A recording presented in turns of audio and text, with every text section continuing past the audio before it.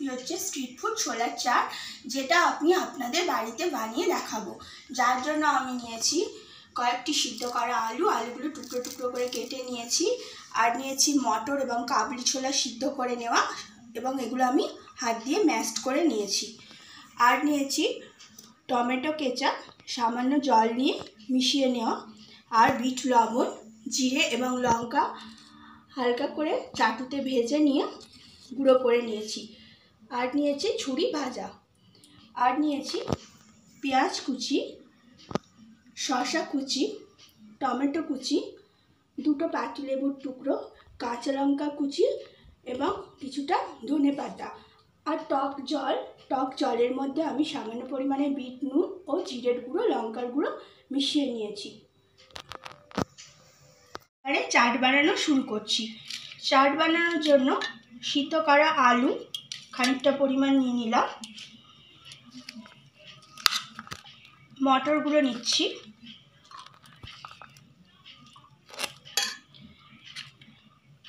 পেঁয়াজ কুচি, শসা কুচি, টমেটো কুচি, লঙ্কা কুচি, ধনেপাতা কুচি। এবারে জিরা লঙ্কার গুঁড়ো দিচ্ছি, টমেটো কেচাপ দিচ্ছি, স্বাদ মতো বিট লবণ দিচ্ছি,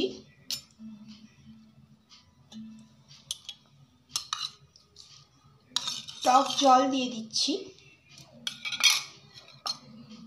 আর দিচ্ছি লেবুর রস। সবগুলো ভালো করে এভাবে মিশিয়ে নিচ্ছি।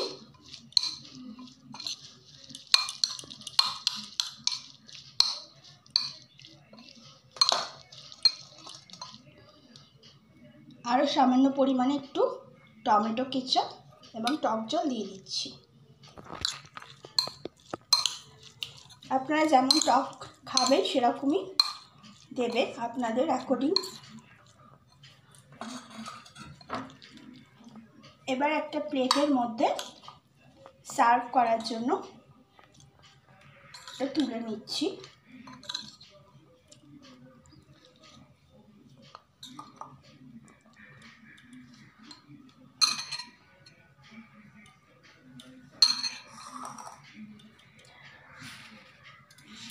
শেষে খানিকটা পরিমাণ জিরের গুঁড়ো, লঙ্কা গুঁড়ো,